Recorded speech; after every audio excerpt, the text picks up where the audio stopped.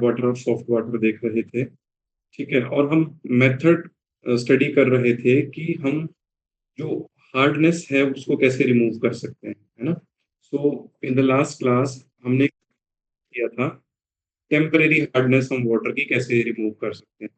और मैंने आपको बताया था कि जो टेम्परेरी हार्डनेस होती है, it is due to the presence of bicarbonate of calcium and magnesium, ठीक है? अगर मैं बात करता हूँ टेम्परेरी हार्डनेस की, टेम्परेरी हार्डनेस। तो टेम्परेरी हार्डनेस में हमने ये देखा था कि जो टेम्परेरी हार्डनेस होती है, it is due to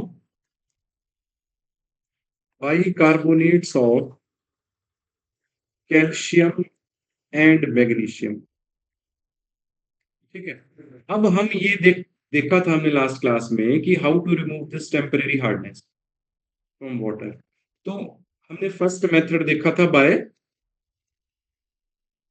simply boiling.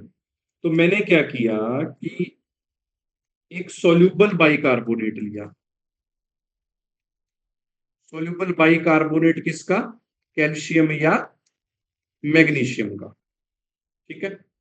उसको मैंने हीट किया, तो जो सॉल्यूबल बाइकार्बोनेट था वो किसमें चेंज हो गया? इनसॉल्यूबल कार्बोनेट में, जिसके प्रेसिपिटेट बन गए और साथ में बन गया वाटर अलोंग विद CO2। तो गैस तो रिएक्शन मिक्सचर से बाहर हो जाएगी। ये जो कार्बोनेट के प्रेसिपिटेट बने, इनको मैं फिल्ट्रेशन से बाहर कर लूंगा और यहाँ पर जो वाटर ऑब्टेन्ड होगा दैट इज प्योर वाटर। आपको ये बात समझ में आई?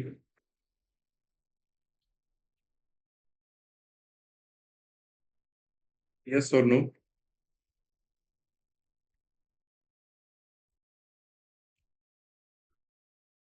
क्या आपको ये बात क्लियर हुई थी सबको? Yes sir. Yes sir. ये मैंने वैसे लास्ट क्लास में डिस्कस कर दिया था, ये मैं रिफ्रेश करवा रहा हूँ सिर्फ और सिर्फ, है ना? तो बॉइलिंग में हमने देखा था कि अगर मैं कैल्शियम और मैग्नीशियम का बाइकार्बोनेट लेता हूँ, बाइकार्बोनेट आयन समझते हैं ना आप? देखो HCO3 1 negative, this is bicarbonate ion, and this is carbonate ion CO3 2 negative. तो यहाँ पर जब मैं कैल्शियम और मैग्नीशियम का बाइकार्बोनेट लेता हूं, उसको हीट करने पर वो कैल्शियम और मैग्नीशियम के कार्बोनेट में चेंज हो जाता है, जो कि इनसोल्यूबल होता है। तो वो थ्रू प्रेसिपिटेशन मैं इसको फिल्ट्रेशन से बाहर कर लूंगा। CO2 गैस जो रिएक्शन मिक्सचर में बनेगी वो एस्केप हो जाएगी, और जो वाटर यहाँ पर ऑब्टेन होगा दैट इज प्योर वाटर, और you can say that water that is free from hardness, ठीक है बात? नेक्स्ट मेथड है इसमें क्लार्क्स मेथड। टेम्परेरी हार्डनेस को रिमूव करने के लिए जो नेक्स्ट मेथड है दैट इज क्लार्क्स मेथड या क्लार्क्स प्रोसेस। क्लार्क प्रोसेस में होता क्या है कि इसमें भी मैं क्या करता हूं, सॉल्यूबल बाइकार्बोनेट लेता हूं। मान लीजिए जैसे मैंने कैल्शियम बाइकार्बोनेट ले लिया, this is your calcium bicarbonate, ठीक है? उसका रिएक्शन करवाया मैंने कैल्शियम हाइड्रोक्साइड के साथ। ध्यान से देखना, this is your calcium bicarbonate, calcium bicarbonate का रिएक्शन करवाया मैंने किसके साथ? कैल्शियम हाइड्रोक्साइड के साथ। तो यहाँ पर क्या बन जाएगा? यहाँ पर कैल्शियम कार्बोनेट बन जाएगा, इसके प्रेसिपिटेट बन जाएंगे, और अलोंग विद क्या बन जाएगा? वाटर। तो वाटर से हो गई हार्डनेस रिमूव। आपको ये बात समझ में आई? यस और नो? यस। देखो ये जो था वो वाटर में सोल्यूबल था, है ना? Calcium bicarbonate is soluble in water. When calcium bicarbonate is treated with calcium hydroxide, है ना? क्या बोल रहा हूं जी? जब कैल्शियम बाइकार्बोनेट का रिएक्शन मैं कैल्शियम हाइड्रोक्साइड के साथ करवा रहा हूं, तो क्या बन रहा है? मेरे पास कैल्शियम कार्बोनेट बन रहा है। यहां पर ये जो कैल्शियम कार्बोनेट बन रहा है इट इज वाटर इनसॉल्यूबल, तो इसके इनसॉल्युबल। प्रेसिपिटेट बन जाएंगे, है ना? तो उसको मैं फिर with the help of filtration जो है वो रिएक्शन मिक्सचर से बाहर कर सकता हूं, और यहां पर फिर ये जो मुझे वाटर ऑब्टेन हुआ it is free from hardness और टेम्परेरी हार्डनेस। हार्डनेस। क्लियर है जी ये बात सबको? Yes, sir. ओके, नेक्स्ट देखते हैं इसमें हम। नेक्स्ट बात करूंगा परमानेंट हार्डनेस की। तो देखो, टेम्परेरी हार्डनेस में मैंने आपको दो मेथड बताए, तो ये दो मेथड का ध्यान रखें। और टेम्परेरी हार्डनेस किसकी वजह से होती है वो भी ध्यान रखें।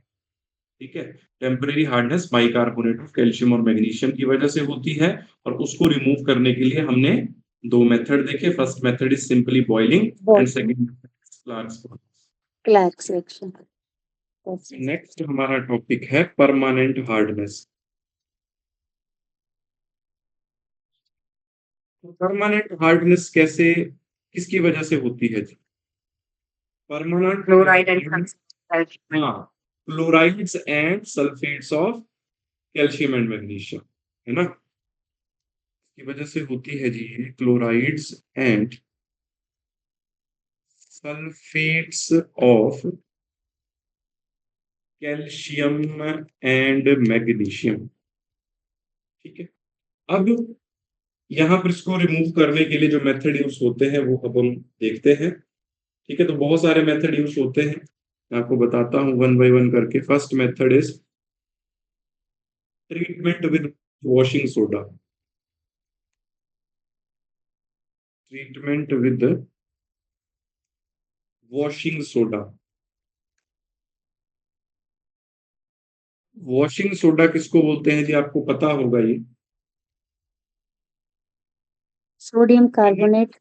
हाँ, सोडियम कार्बोनेट को बोलते हैं। आप देखो, मैंने कैल्शियम सल्फेट लिया, मैंने कैल्शियम सल्फेट लिया, ठीक है। अब देखो, इसकी मेरे को जो परमानेंट हार्डनेस है उसको रिमूव करना है, तो मैंने क्या किया, कैल्शियम सल्फेट का रिएक्शन जो है वो सोडियम कार्बोनेट के साथ कर दिया, जिसको आप वॉशिंग सोडा बोलते हो। तो यहाँ से होगा क्या, देखो कैल्शियम पे कितना चार्ज, 2 पॉजिटिव, यहाँ पर 2 नेगेटिव, कार्बोनेट पे कितना 2 नेगेटिव, और यहाँ पर 2 पॉजिटिव, क्योंकि दो सोडियम है। एक पे 1 पॉजिटिव, दूसरे पे भी 1 पॉजिटिव, तो टोटल 2 पॉजिटिव हो गया। बाकी जोड़ दो, देखो कैल्शियम के साथ क्या जुड़ जाएगा, कार्बोनेट। कैल्शियम कार्बोनेट के इनसॉल्युबल प्रेसिपिटेट बन जाएंगे, उसको मैं फिल्ट्रेशन से बाहर कर सकता हूं, साथ में क्या बन जाएगा, Na2SO। ठीक है, तो इस तरीके से मैं वाटर की हार्डनेस को रिमूव कर सकता हूँ। ठीक है, सिमिलरली आप मैग्नीशियम में भी देख सकते हो। मैंने मैग्नीशियम का क्लोराइड ले लिया और उसका रिएक्शन करवाया वॉशिंग सोडा से, Na2CO3। ठीक है, तो यहाँ पर क्या बन जाएगा, यहाँ पर मैग्नीशियम कार्बोनेट के प्रेसिपिटेट बन जाएंगे, साथ में बन जाएगा NaCl।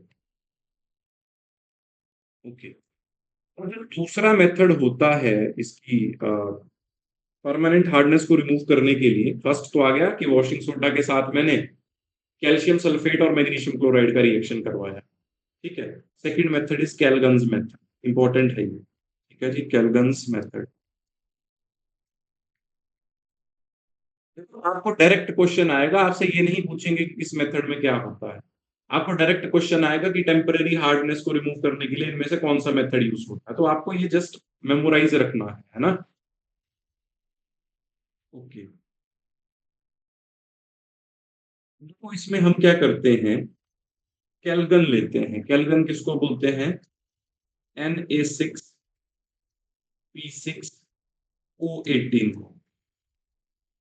ठीक है, अब इसको मैं क्या करता हूं, जब मैं इसको हीट करता हूं तो ये किस में टूट जाता है, ये इसमें टूट जाता है 2Na positive plus Na4P6O18 2 negative. अब इसको क्या बोलता हूं, देखो दो सोडियम यहां से बाहर हो गए तो चार बचे, है ना, और P6 भी लिख दिया, O18 भी लिख दिया। अब 2 पॉजिटिव चार्ज बाहर हो गया तो ऊपर चार्ज आ गया 2 नेगेटिव। So this is sodium hexametaphosphate. Hexametaphosphate. ठीक है, तो इसको मैं कैलगन बोलता हूं।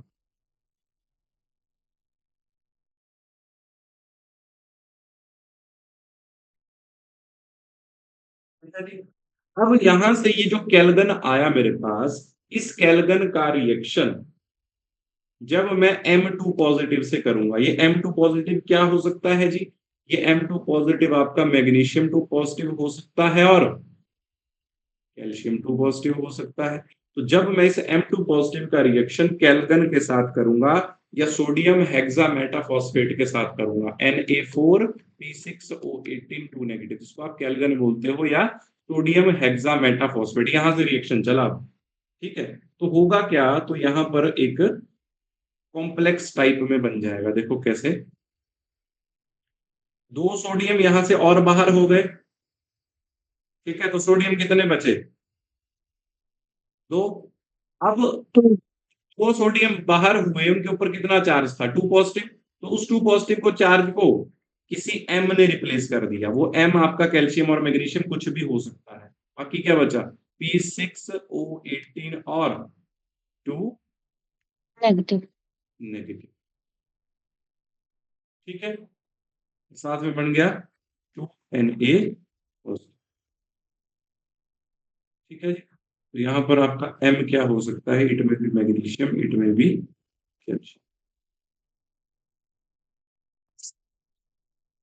अब देखो मैंने क्या किया कि ये जो आयन थे इनको क्या कर लिया, कॉम्प्लेक्स फॉर्म में ले लिया। ठीक है, तो complex anion, you can say that ये कॉम्प्लेक्स एनायन हो गया, एक बड़ा anion. The complex anion keeps the magnesium two positive and calcium two positive ion in the solution. ये हमने यहां से देखा, तो ये है कैल्गन मेथड। ठीक है जी, क्लियर हो गया ये भी आपको। यस। आपको ये कोई नहीं पूछेगा, मैं आपको ऑनेस्टली बात बता रहा हूँ, बट आपको ये पता होना चाहिए कि कैल्गन मेथड किसकी हार्डनेस को रिमूव करने के लिए यूज होता है। आपसे बहुत कॉम्प्लेक्स क्वेश्चन नहीं आएगा। ठीक है, क्योंकि आपके पेपर में टाइम लिमिटेड होगा, तो उसमें क्वेश्चन अगर आपने सुना है तो उसको आप फ्रैक्शन ऑफ सेकंड में आंसर करोगे, और अगर आपको नहीं आता है तो उतना सोचने का टाइम आपके पास वहां पर नहीं। ठीक है, तो बहुत ज्यादा अप्लाइड क्वेश्चन नहीं देंगे। क्लियर हो गई इतनी बात।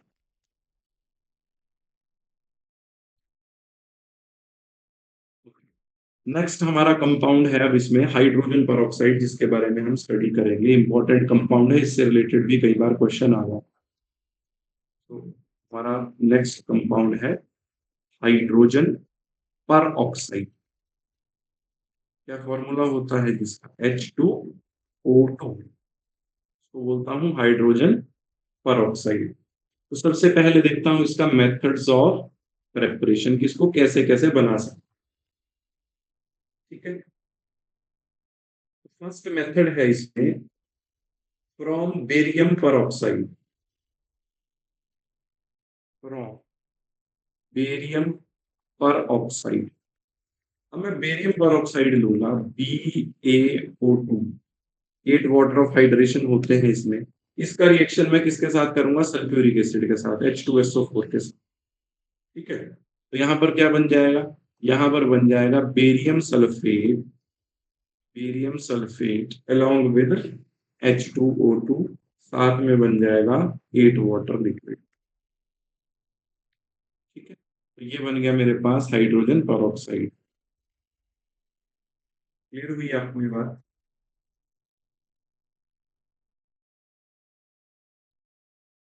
इंडस्ट्रियल इसको कैसे बनाया जाता है, अगर मैं इंडस्ट्रियल मेथड की बात करूं,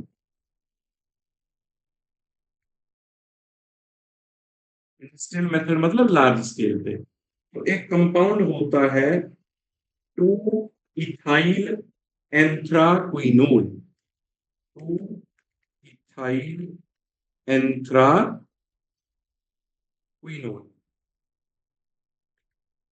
इसकी मैं क्या करवाता हूं, एयर में ऑक्सीडेशन करवाता हूं, है ना, कैटालिटिक ऑक्सीडेशन यू कैन से। तो यहां पर क्या बनता है, यहां पर बन जाता है hydrogen peroxide along with oxidised product, वो आपके काम के नहीं है। ठीक है, तो ध्यान रखना ये कंपाउंड भी कौन सा, 2 इथाइल एंथ्राक्विनोल। ठीक है, तो ये लार्ज स्केल में आपका हाइड्रोजन पेरोक्साइड बनाने के लिए यूज होता है। क्लियर हुई आपको बात, यस और नो।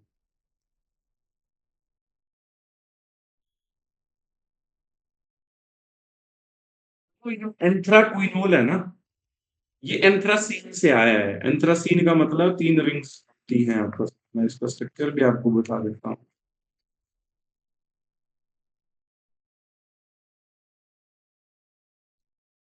ये है आपका एंथ्राक्विनोल, ठीक है। अब देखो यहाँ पर ये कार्बन यहाँ से चलता है, this is 1 position, this is 2 position. 2 पे क्या लगाना है? इथाइल लगाना है। तो दिस इज योर 2 इथाइल एंथ्राक्विनोल, ठीक है। इसको मैं क्या करवाता हूँ? एरियल ऑक्सीडेशन कराता हूँ इसकी कैटलिस्ट की प्रेजेंस में। तो ये किस में चेंज हो जाता है? हाइड्रोजन पर में चेंज।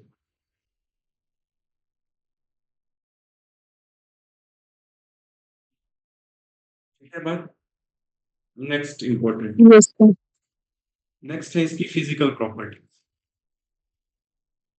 फिजिकल प्रॉपर्टीज, देखो फिजिकल प्रॉपर्टीज की बात करता हूं तो जो हाइड्रोजन पेरोक्साइड है, अगर मैं प्योर स्टेट की बात करूं तो इट इज ऑलमोस्ट कलरलेस, ठीक है। या तो ये कलरलेस होता है प्योर स्टेट में, या वेरी पेल ब्लू कलर इसका होता है, ठीक है। And hydrogen peroxide is miscible with water. आप इसको किसी भी प्रोपोर्शन में लो, ये वाटर में ऑलवेज क्या होगा? मिसिबल होगा। और इसकी डेंसिटी क्या है? वाटर से ज्यादा है, ये पॉइंट इंपॉर्टेंट है। It is heavier than water, it is heavier than water. इसकी डेंसिटी कितनी होती है? इसकी डेंसिटी होती है 1.44 ग्राम पर ml, ठीक है। अब इसका जो मेल्टिंग पॉइंट होता है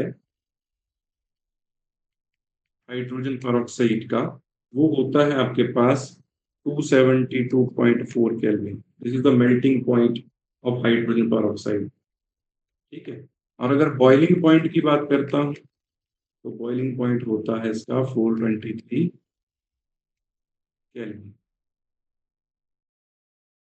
ठीक है जी। तो इसका स्ट्रक्चर देखते हैं। स्ट्रक्चर की बात करता हूं तो इसके दो तरह के स्ट्रक्चर होते हैं। वैसे तो ये नॉन प्लेनर स्ट्रक्चर होता है इसका। कैसा स्ट्रक्चर होता है जी हाइड्रोजन पेरोक्साइड का? नॉन प्लेनर, ठीक है।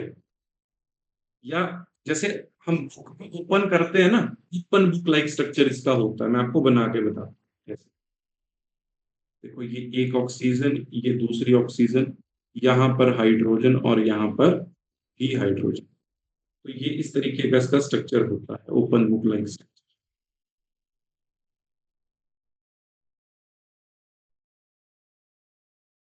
ठीक है जी बात, इस तरीके से।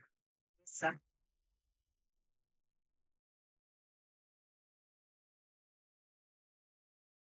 तो एक बात ध्यान रखना कि गैस फेज में इसका स्ट्रक्चर कुछ और होता है और सॉलिड फेज में भी इसका स्ट्रक्चर कुछ और होता है। देखो ये मैंने गैस फेज में बनाया।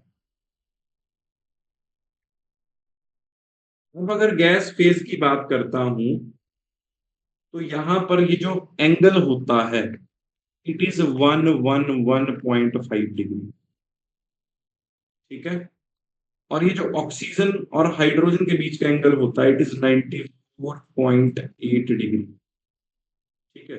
ये बॉन्ड लेंथ होती है 95 पिकोमीटर ऑक्सीजन हाइड्रोजन की, और ऑक्सीजन ऑक्सीजन की होती है 147.5 पिकोमीटर, ठीक है। तो ये कुछ बातें जो आपको याद रखनी है।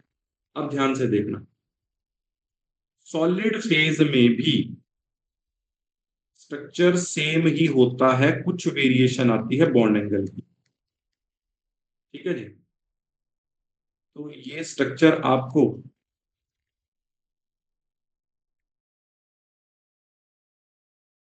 सॉलिड फेज में भी देखने को मिलता है, ओपन बुक स्ट्रक्चर। अब देखो गैस फेज में जो बाहर का एंगल था वो कितना था? 111.5 डिग्री। सॉलिड फेज में बाहर का एंगल कम हो जाएगा 90.2 डिग्री, और अंदर का एंगल ऑक्सीजन हाइड्रोजन का एंगल 94.8 था, तो यहां पर ये ज्यादा हो जाएगा, ये हो जाएगा 101.9 डिग्री। और ये बॉन्ड लेंथ भी ज्यादा हो जाएगी 98.8 पिकोमीटर इन सॉलिड फेज, और ऑक्सीजन ऑक्सीजन की कम हो जाएगी 145.8 पिकोमीटर। तो ये मैंने आपको इसके बारे में सब कुछ बता दिया।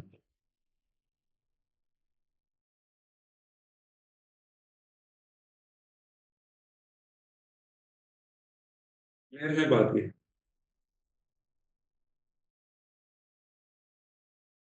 Yes sir. अब बात करता हूं इसकी केमिकल प्रॉपर्टीज। केमिकल प्रॉपर्टीज, अब ध्यान रखना कि जो हाइड्रोजन परऑक्साइड होता है वो oxidising as well as reducing agent behave करता है एसिडिक और बेसिक मीडियम दोनों में।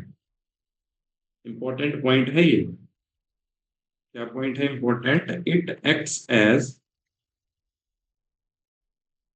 Oxidising agent as well as reducing agent in both acidic and alkaline medium। alkaline medium का मतलब बेसिक मीडियम।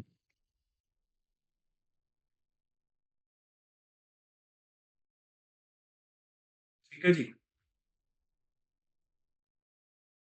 क्लियर हुई आपको ये बात?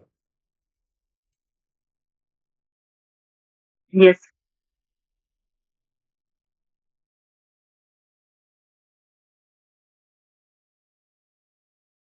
बात करता हूं इसकी स्टोरेज की।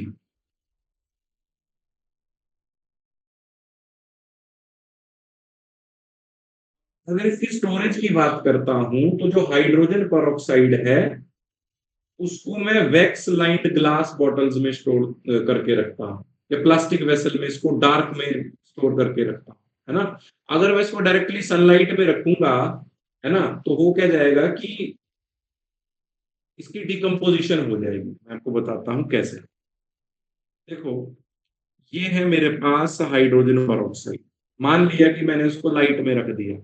ठीक है, लाइट में रखा तो ये किस में टूट जाएगा?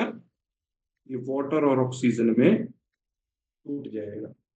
इसलिए मैं इसको वैक्स लाइंड ग्लास बॉटल में स्टोर करके रखता हूं। ठीक है, जहां पर लाइट ना आए। समझ गए जी इस बात को? और हाइड्रोजन परऑक्साइड में ना हल्का सा यूरिया डाला जाता है ताकि वो उसको, उसमें जो यूरिया होता है वो स्टेबलाइजर की तरह काम करता है। ठीक है, ताकि उसमें डस्ट ना आ पाए। क्लियर है जी सबको ये बात? अब बात करता हूं इसके यूजेस की। अगर मैं डेली लाइफ में हाइड्रोजन परऑक्साइड का यूज आपको बताऊं, तो जब हम हेयर की ब्लीचिंग करते हैं तो हेयर ब्लीचिंग के लिए जो भी सब्सटेंस हम यूज करते हैं उसमें क्या होता है? Hydrogen peroxide.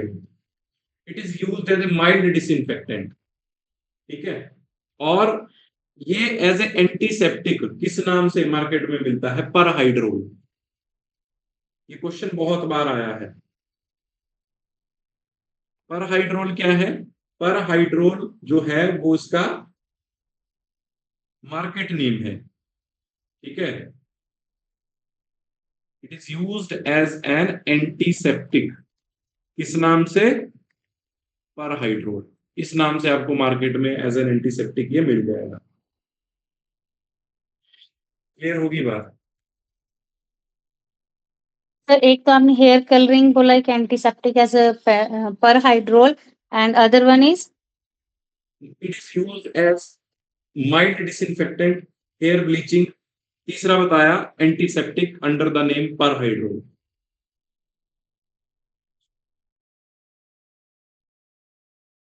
Next important use इसका, it is used as a bleaching agent for textile, paper, pulp, leather etcetera. है ना, ब्लीचिंग एजेंट ज्यादा यूज होता है वैसे हाइड्रोजन पेरोक्साइड ना, चाहे वो टेक्सटाइल इंडस्ट्री है, चाहे पेपर पल्प है उसकी ब्लीचिंग के लिए, लेदर की ब्लीचिंग के लिए, या ऑयल है या फैट है उसकी ब्लीचिंग के लिए hydrogen peroxide as a bleaching agent use होता है। ठीक है, तो ये इसके कुछ यूजेस।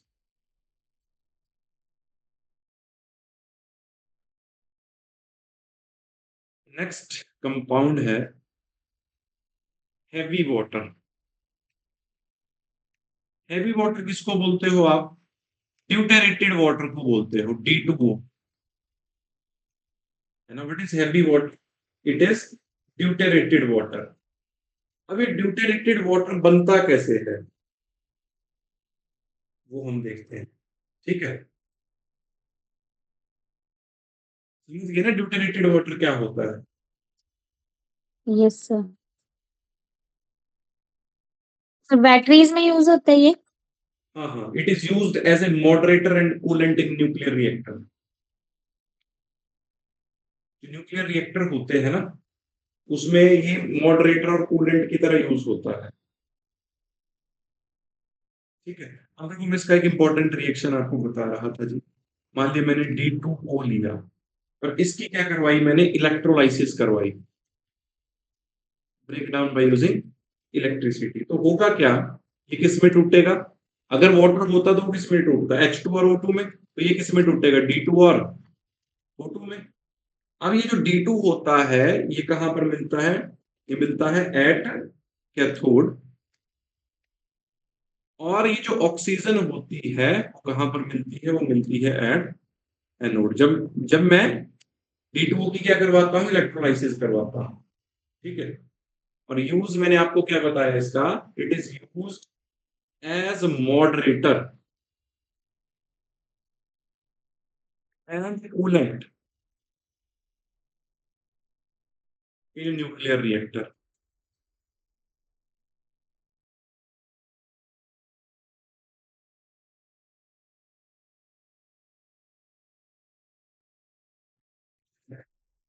ये इसका कुछ यूज था. तो इस चैप्टर में इतना ही है जी. अब मैं इसके कुछ क्वेश्चंस आपको करवाता हूँ तो प्लीज इसको एक बार ओवरव्यू करें जो मैंने करवाया. अगर कोई डाउट है तो प्लीज पूछें. फिर हम इसके कुछ क्वेश्चंस डिस्कस करते हैं.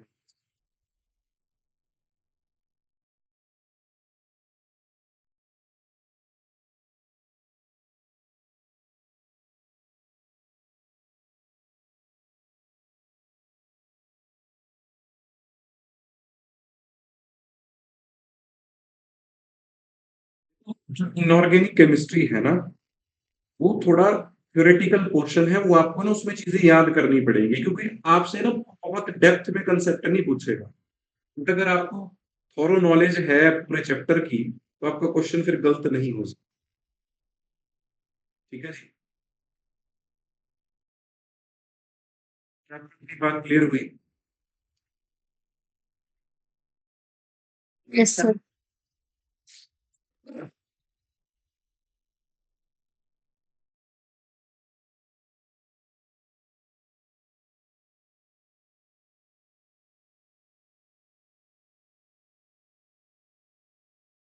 तो आपको कहाँ कहाँ से क्वेश्चन बन सकता है मैं एक बार आपको ओवरव्यू देता हूँ पूरा चैप्टर का. चैप्टर हमारा खत्म हो गया है. ठीक है. एक तो आइसोटोप से क्वेश्चन बन सकता है किसके कितने आइसोटोप हैं कौन स्टेबल है कौन रेडियो एक्टिव है किसमें न्यूट्रॉन नहीं है ना. और कौन जो है वो बीटा पार्टिकल्स को एमिट करता है. ठीक है. और ऑर्थो हाइड्रोजन पैरा हाइड्रोजन से क्वेश्चन बन सकता है. ठीक है जी. फिर हार्डनेस से क्वेश्चन बन सकता है. टेम्पररी हार्डनेस क्या होती है परमानेंट हार्डनेस कौन सी होती है किसकी वजह से होती है कौन कौन से मेथड उनको जो है वो उस हार्डनेस को रिमूव करने के लिए यूज किए जाते हैं.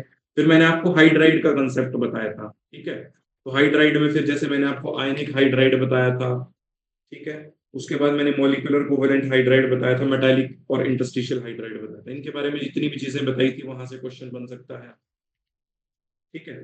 फिर वाटर का स्ट्रक्चर कैसा होता है उसकी डाइपोल मूवमेंट कितनी होती है ना. और जैसे आइस का स्ट्रक्चर कैसा होता है उस तरीके से क्वेश्चन बन सकते हैं.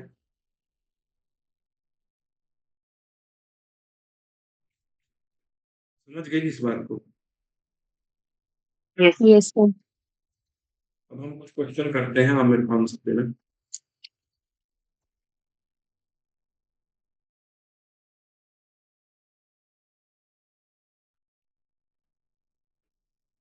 Question is which of the following which of the following hydride is electron deficient.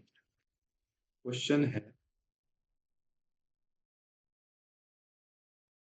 Hydride which is electron deficient which is electron deficient, कौन सा हाइड्राइड इलेक्ट्रॉन डेफिशिएंट है? Your options are NaH, CaH2, CH4, B2H6।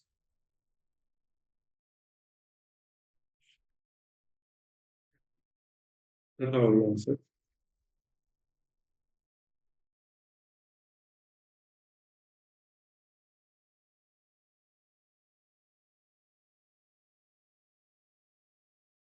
तो मैंने आपको बहुत clear way में बताया था कि इलेक्ट्रॉन डेफिशिएंट हाइड्राइड कौन से ग्रुप के एलिमेंट्स बनाते हैं। अगर आपको इतनी सी बात पता है तो आप H6। B2H6 is the right. ठीक है, क्योंकि देखो बोरोन जो है वो ग्रुप नंबर 13 में है। 13। ग्रुप 13 के जो हाइड्राइड होते हैं वो कैसे होते हैं? Electron deficient. ये तो आयनिक हो गए दोनों। और CH4 कैसा हो गया? Electron precise. बताया था ना, ग्रुप 14 वाले इलेक्ट्रॉन प्रिसाइज हाइड्राइड बनाते हैं। यस। आप कैलकुलेट करके देख लो, 4 और 4 8। ठीक है, तो ऐसे क्वेश्चन भी आपसे पूछे जा सकते हैं। क्या आपको ये बात क्लियर हुई? सिन गैस किसको बोलता है? What is syn gas? Water. क्या सिन गैस? गैस। फिर वाटर गैस को बोलते हैं। वाटर गैस को चिन गैस बोलता हूं, बट किसका किसका मिक्सचर होती है जी? ये CO+H2 का याद रखना। ये यस। CO+H2 के मिक्सचर को मैं सिन गैस बोलता हूं।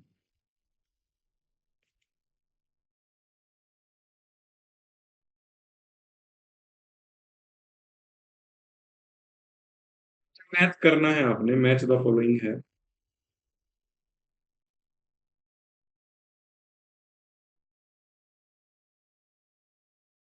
यहाँ पे लिख रहा हूं AbCH4, C है VH0.56 and D is B2H6। अब इसको आपने, this is your column 1, match column 1 with column 2। Column 2 में फर्स्ट है इंटरस्टिशियल, इंटरस्टिशियल हाइड्राइड। दूसरा है मॉलिक्यूलर। तीसरा है आयनिक।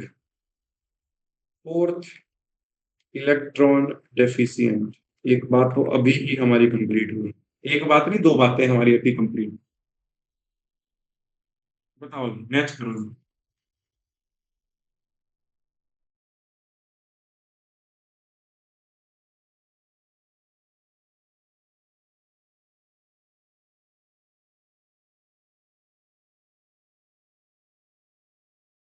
सर जो फोर्थ का तो फोर्थ हो जाएगा, डी का फोर्थ इलेक्ट्रॉन डेफिशिएंट। बिल्कुल सही बात है।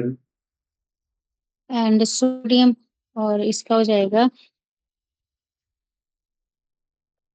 तो मैंने आपको एक चीज बताई थी बहुत अच्छे से। अब यहां पर देखो, केटायन और एनायन है, मतलब हाइड्रोजन है और जो मेटल है किस रेशो में है? वो नॉन स्टोइचियोमेट्रिक रेशो में है, अगर ध्यान से देखो। और ऐसा मैंने आपको बताया था कि सिर्फ और सिर्फ डी ब्लॉक वाले बनाते हैं, और उनको क्या बोलता हूं? Yes interstitial sir. हाइड्राइड। है ना? Interstitial hydrogen. ये इंटरस्टिशियल में मैच हो गया। CH4 अभी बात हुई, मॉलिक्यूलर है। और NaH हमारा आयनिक हाइड्राइड है। तो ऐसे क्वेश्चन आपसे पूछे जा सकते। आसान है ना क्वेश्चन ये? Yes sir. Yes. Next question एक और कर लेते हैं जैसा ही question. Question is, among CaH2, NH3, NaH and B2H6, which are covalent hydrides? Which are covalent hydrides? बहुत इजी है जी, जल्दी बताता हूँ।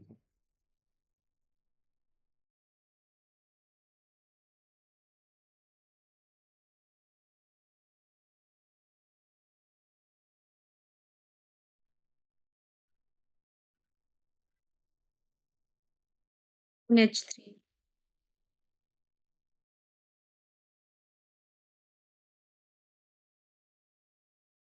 NH3 is a covalent hydride. और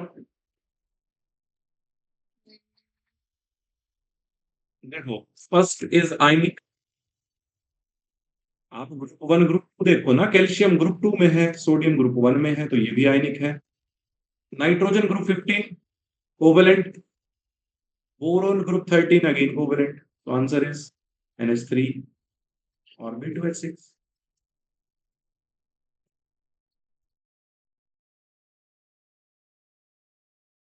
मैंने लिखा था among the following which are covalent hydrides।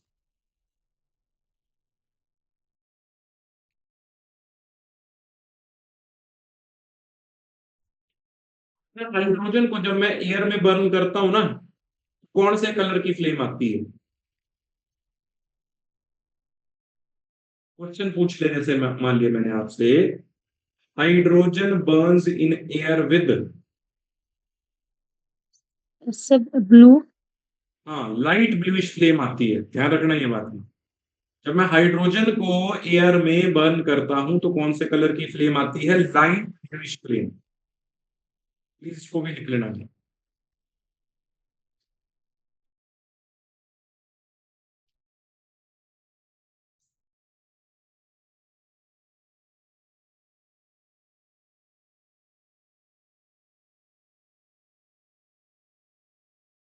इतना करो जी, है ना, कल फिर हम नया चैप्टर स्टार्ट करेंगे, या कल इस चैप्टर का टेस्ट रख लें?